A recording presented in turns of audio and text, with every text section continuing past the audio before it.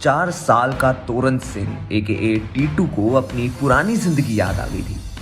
तोरण बचपन से ही मानता था कि उसका पुनर्जन्म हुआ है और वो इस जन्म में अपनी पुरानी जिंदगी में हुए मर्डर के कातिलों को सजा दिलाने के लिए वापस आया है। टीटू ने यह बताया था कि उसका नाम सुरेश था और वो आगरा का रहवासी था और उसकी एक बीवी और 2 बच्चे भी हैं। टीटू को इतना तक याद था कि वो एक रेडियो स्टोर में काम करता था और अपनी जिंदगी अच्छे से काट रहा था। टीटू को सब एक साथ ही याद आ गया था कि उसकी मौत ऐसे ही नहीं हुई थी।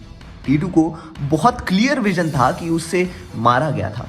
टीटू ये बात अपने माँ बाप को जब शुरुआत में बताता था तब उन्हें लगता था कि वो बस कहानियां बना रहा है, मगर बाद में टीटू की बेचैनी बढ़ती जा रही थी। उसका ये जन्म जरूर ही बदला लेने के लिए हुआ है, इसीलिए अब उसे कातिलों को सजा दिलाए बगैर नींद ही नहीं आती थी। अपने माँ बाप को उसने और भी कई बातें बताई कि जैसे पिछले जन्म में उसका दिन कैसे होता था, उसे क्या क्या पसंद था और सबसे बड़ी बात ये कि उसका स्वभाव कैसा था। टीटू खुद को जिद्दी और ढीठ मानता था पिछले जन्म में और यही कारण था उसकी मौत का। कुछ साल बाद जब ये सभी बातें बढ़ गई तो टीटू और उसके माँ बाप आगरा चल दिए।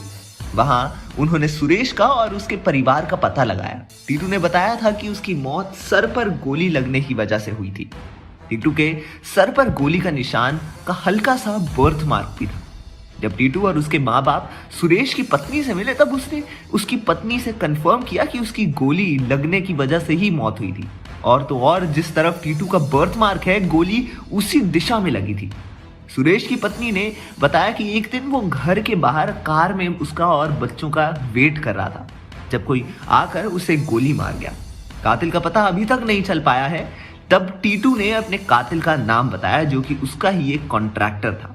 सुरेश का ये कॉन्ट्रैक्टर उसे बार बार रेडियो स्टोर हटाने के लिए कह रहा था, मगर सुरेश जिद्दी था इसलिए वो ऐसा नहीं करना चाहता था। तब पुलिस ने कॉन्ट्रैक्टर की छानबीन की तो ये बात सच भी निकली। तो हो सकता है करण और अर्जुन में से किसी एक की मौत भी कुछ ऐसी ही दिखाई जाए, जिसके बाद वो अपने कातिलों को सजा दिलाने के लिए पुनर्जन्म ले। तब तक आपको अगर हमारा वीडियो पसंद आया हो तो इसे लाइक और शेयर जरूर करें और देखते रहिए हमारा चैनल बॉडीग्राज स्टूडियोज।